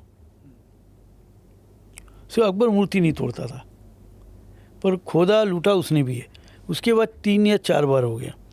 फिर वहाँ अलीवर्दी खान करके एक नवाब आया, उसने उस पर जुल्म ही कर दिया बहुत, कि वहाँ के हिंदू राजा भगा दिया सब, यानी जुल्म किया मंदिर। और उसके डर से वो जो मूर्तियाँ थी वो जंगल में छुपा दी गई थी, और ये उत्सव बंद हो गया था, तो रथ यात्रा वगैरह। तो रघुजी महाराज ने उसको हराया, उसको मारा और वो अपने अंडर में लिया। और उन्होंने पहले उस मंदिर की व्यवस्था लगाई, उस मंदिर का जीर्णोद्धार किया, मूर्तियों को वापस प्रस्थापित किया। और ये उन्होंने 1751 में जीते। और उनको मालूम पड़ी कि यहाँ रथ यात्रा निकलती थी बड़ी, तो उन्होंने वहाँ के लोगों को पकड़ के अपनी मदद से वहाँ 1752 में रथ यात्रा शुरू की वापस। और उस मंदिर के लिए उन्होंने उस वक्त 40 लाख रुपए उन्होंने लगाए। मंदिर, सराय, ये सब बनाने के लिए 40 लाख रुपए आज 1751 में आप सोचिए। और 14 लाख रुपए उन्होंने जो अन्न चलता है वहाँ, 7 कुंड रहते, उसके ऊपर अनाज पकता है, उस वहाँ 14 लाख रुपए दिए। और उन्होंने एक पुल बनाया जो महानदी है वहाँ पे, महानदी पे एक 18 नाल पुल बोलते हैं। वो पुल उन्होंने बनाया कि वो पुल इसलिए उन्होंने लगाया कि वो पुल बनाने से 3-4 ठिकान के लोग तिरुपति आके दर्शन कर सके। लोगों का आवागमन वहाँ शुरू किया, आवागमन, सराय बनाए।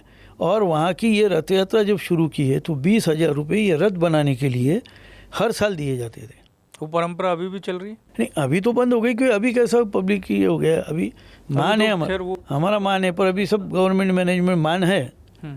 पर अभी तो आप वहाँ जाते होंगे तो बड़ा स्पेशल ट्रीटमेंट? हाँ, वहाँ जाते तो मान सम्मान, स्पेशल ट्रीटमेंट है। वहाँ लोगों के मन में नागपुर के भोसले के बारे में बहुत रिस्पेक्ट है, इज्जत है। ये पॉडकास्ट देखने के आदमी जिसको तिरुपति मंदिर जाना होगा और बड़ी भीड़ रहती होगी तो आपसे सिफारिश पत्र लेके जाएगा। बहुत जन करते हैं, अभी बहुत जन करते हैं, तो सिफारिश तो आती है रहती है। पर वहाँ व्यवस्था अच्छी है, चल रहा है। और हमें तो बहुत भूषण है कि हमारे पूर्वजों ने ये शुरुआत की। आज राज्य नहीं रहा, कुछ नहीं रहा, पर वो देवता के आशीर्वाद से नाम तो है।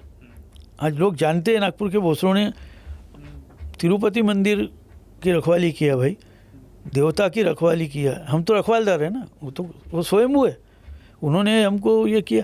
एक वो नाम है दिया जाता है। दूसरा है कि ये कोणार्क का सूर्य मंदिर है, इसको भी उसकी आजू में पहाड़ी थी। अब लोगों को लगा इसको भी तोड़ेंगे। उसमें एक चुंबक था, वो चुंबक इतना ये था कि अट्रैक्ट होते, आजू बाजू जाने वाले लोग उधर खींचे आते थे।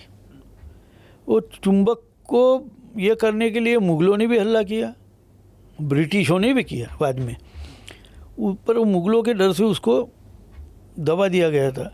उसका भी उत्कलन रघुजी महाराज ने किया। वो जब लड़ाई को जाते थे तो वहाँ मैदान हो गया था, ग्राउंड, तो वहाँ पे थोड़ा विश्रांति करते थे, घोड़े वोड़े बांधते थे। तो कुछ आदमी ने ऐसे 2 कलश जैसे ऐसे ऊपर दिखे, उसको घोड़े बांध दिए। महाराज के घोड़े थोड़े अच्छे ठिकान में बांधना करके वहाँ तो महाराज आए, उन्होंने देखे, बोले ये तो घोड़े बांधने वाली तो तुम, ये रस्सियाँ नहीं है तुम्हारी, ये खुद भी स्पेशल है। तो बोले इसको थोड़ा खोदो। तो उसको 5-6 फुट गहरा खोदने और उनको वो अरुण स्तंभ जैसा दिखा। तो बोले इसके नीचे ज़रूर कुछ है। तो उन्होंने उसका उत्खनन करवाया। तो 2 अरुण स्तंभ थे वहाँ, और उसके साथ मंदिर का उत्खनन हुआ। फिर वो सूर्य मंदिर को उन्होंने रिनोवेट किया, जीर्णोद्धार किया, और उसमें से एक अरुण स्तंभ उठा के तिरुपति में लाया। और वो मंदिर के सामने एक अरुण स्तंभ उन्होंने लगाया। और स्पेशल व्यवस्था की, वहाँ एक फौज की टुकड़ी रखी उन्होंने तिरुपति में, यानी मंदिर के लिए भी फौज रखी उन्होंने। और तिरुपति में कोई हल्ला नहीं करे, और हल्ला करेंगे तो ये उसकी रखवाली करेंगे, ऐसे हिसाब से होता है। एक और बड़ी रोचक बात है, मुझे हमारे दर्शकों को जानकारी है या नहीं है पता नहीं, कि जगन्नाथपुरी मंदिर के मुख्य मंदिर के प्रवेश द्वार के ठीक सामने एक स्तंभ दिखाई देता है, उसे अरुण स्तंभ कहते हैं। वो भी यहाँ के भोसले राजवंश द्वारा स्थापित किया गया है। उसकी क्या कहानी? वही ये सूर्य मंदिर कोणार्क का जो है, वहाँ 2 थे, वो एक अरुण स्तंभ निकाल के वहाँ लाए और उसकी स्थापना की। इसका अर्थ यह है कि ये धर्म रक्षक स्तंभ है, और यहाँ पे हम लोग हैं।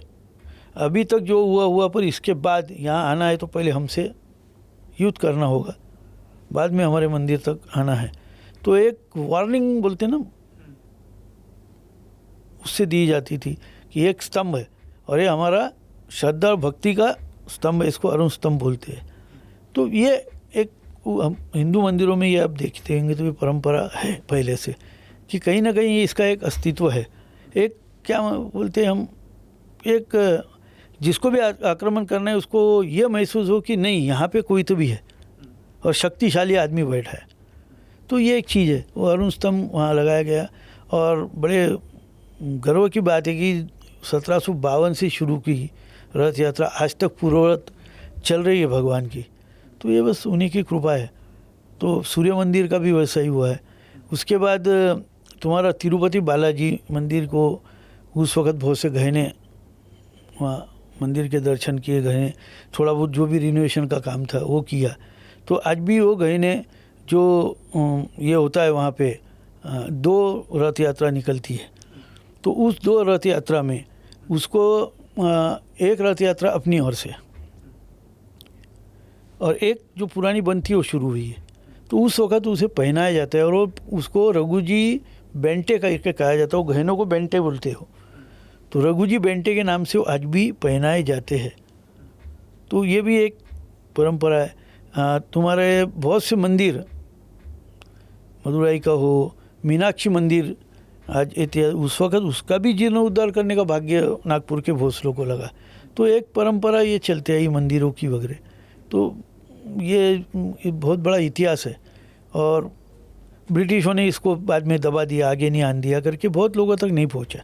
पर आप ये जो पूरा का पूरा इतिहास है, आप इसको कहीं स्टोर कर रहे हैं क्या, ताकि वो आसानी से जो लोग हैं, पाठक हैं, उनको हाँ, ये अवेलेबल हो अभी पाए? पूरा हमने इसको प्रिंटिंग चालू हो गई है। अभी एक किताब निकली है आद्य पर्व करके, वो रघुजी महाराज के ऊपर। सेकंड एक पर्व, ऐसी 2-4 किताबें अभी कादम्बरी के रूप में निकाल रहे।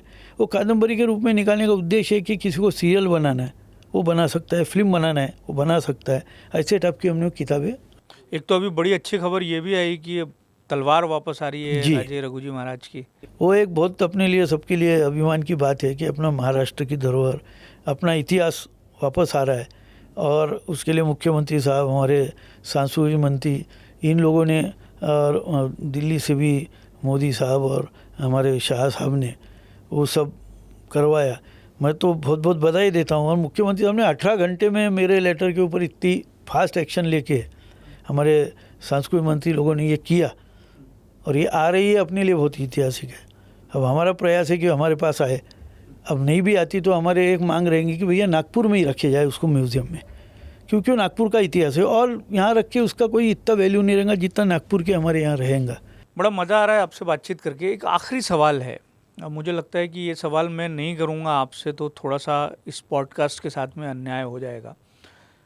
ना केवल एक मराठा समुदाय से आने के नाते बल्कि नागपुर के भोसलेकालीन परंपरा के वाहक होने के नाते में भी बड़ी एक विवाद चल रहा है हमारे विदर्भ के पट्टे में, ख़ास तौर से मराठा कुणबी। इसको आप किस तरीके से देखते हैं, किस तरीके से एड्रेस करते हैं, और क्या विवाद की वजह होनी चाहिए, और क्या जिन वजहों पर विवाद हो रहा है वो जायज़ विवाद है? नहीं, देखिए, जिन वजहों पे विवाद हो रहा है वो विवाद जायज़ नहीं है। ऑलरेडी कुणबी आरक्षित है, मराठा आरक्षण में नहीं है क्योंकि ओपन में आता है। अब अगर मराठा अपने हक के लिए मांग रहा है, आज रिक्वायरमेंट है। एक ज़माना था मराठा को रिक्वायरमेंट नहीं थी, जब शासन था ये था। अब आज का शासन भी बोलता मराठा को क्या जरूरत है, भैया राजा रहे। अरे एक ज़माना था ना, अभी रखा क्या राजा के पास? नहीं, पर कुणबियों का ये पक्ष है कि वो तो मराठाई समुदाय से ही आते हैं, यहाँ रहने के वजह नहीं से नहीं, वो हम कहाँ कुणबी को लिखना अलग चाह बोल रहे। कुणबी ने हमको डिवाइड, कुणबी खुद कर रहे। देखो, मेरा कंसेप्ट एक ही है, 2 भाई में एक भाई तलवार लेके निकला मैदान में, वो हो गया मराठा।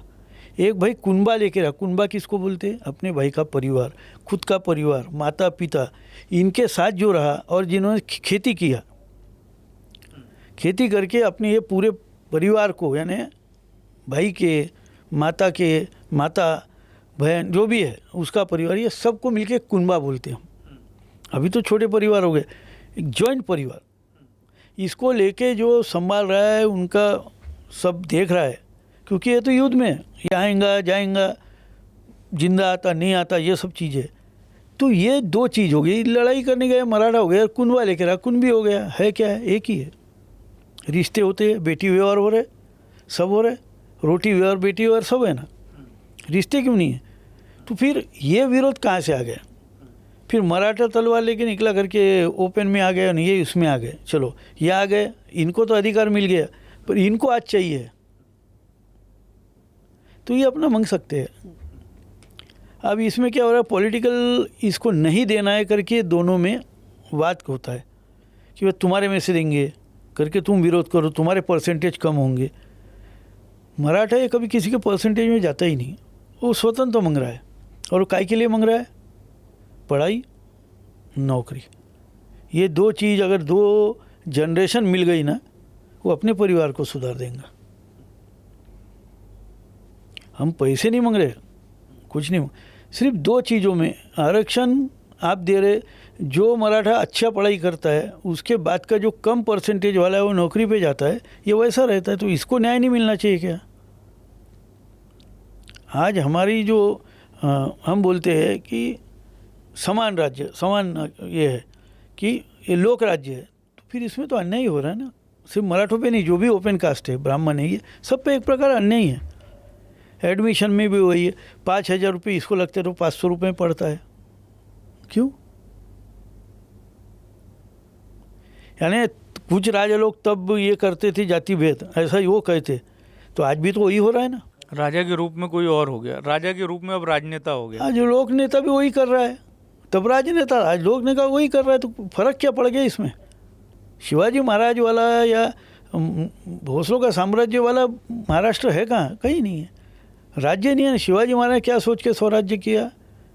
भैया सूखी लकड़ी भी तोड़ना है उसके आंगन में तो उसका मोह बदला देके उसकी परमिशन लेके तोड़ो। आज तो लोग ज़मीन खा जाते हैं। आज तो एक समाज को अलग फैसिलिटी, दूसरे समाज को अलग फैसिलिटी, ये चीज़ नहीं होना चाहिए ना। तो मराठा इसको मांग सकते, पर ये लड़वाया जा रहा है। हालांकि कुनबी लोगों ने भी बड़ा डील करके इसको एक्सेप्ट करना चाहिए। उन्होंने कहा उनसे नहीं होना, हमको उनमें से नहीं होना, हम मांगेंगे भी नहीं, और उनमें से लेना अन्याय है। तो उन्होंने यही चीज़ बोलने को ना, भैया नहीं हमारे में से नहीं, पर इनको मिलना चाहिए। उसके लिए भी तो उन्हें संघर्ष करना चाहिए। इन्होंने आंदोलन किया तो एक खड़ा हो जाता हमारा कुनबी भाई, नहीं इनको मत दो, हमारे तुम्हारे में से होना ही नहीं ना। ये बात समझो पहले, कौन सा मराठा आके बोल रहा है कि भाई तुम्हारे में से दो। अब कोई पॉलिटिकल आदमी एखादे लीडर को अभी ऐसा बना देते कि एक कभी नाम नहीं अभी बन जाता वो हीरो, कभी 2 व्हीलर में नहीं घूम सकता था वो अभी मर्सिडीज में घूम लग जाता एकदम से, और एकदम से पटक देते उसको ज़मीन पे, उसको बना दिया। उसने बीच में चालू कर दिया कुनबी इसमें आ जाओ, फिर मैं मराठों के लिए बात करूँगा तो मुस्लिम के लिए बात। अरे एक इस पे तो रहो। अब जो नहीं बने कुनबी, तो ज़बरदस्ती कुनबी क्यों बनवा रहा भाई? उनको बनना था तभी बन जाते ना। हमको मराठा रहने में भूषण है, क्यों हमारे पूर्वजों ने इतिहास किया, कीर्ति। आज उन्होंने जिस चीज़ के लड़े, अब मैं एक टाइम की रोटी सुख से खा रहा हूँ तो मैं 3 टाइम की मिले, इसलिए मैं ये तो नहीं बदल लूँ ना। भाई हमारा ही है, पर कुनबी लिखा गया उनको फैसिलिटी मिल रहा, मैं उसमें जाके क्यों दखल दूँ? मैं मराठा करके मांग रहा हूँ, मराठा करके होना। चलिए राजा मुदोजी भोसले, आप हमारे स्टूडियो में आए, लंबी बातचीत हुई, अच्छी बातचीत हुई, और बहुत सारी नई नई जानकारियाँ जो हैं, नई तरह की जानकारियाँ मुझे लगता है कि हमारे दर्शकों तक पहुँचेंगी आपके माध्यम से। आपका बहुत बहुत शुक्रिया। धन्यवाद, आपने, आपके चैनल ने यहाँ बुलाया और आपसे बात करके ये बात लोगों तक पहुंचाने का कार्य आप कर रहे हैं, ये बहुत ज़रूरी है। लोगों को इतिहास मालूम होना, संस्कृति मालूम होना, और इसके लिए आपने पहल की, तो आपके चैनल को भी, यूज़ इन चैनल को भी मैं बहुत बहुत धन्यवाद देता हूँ।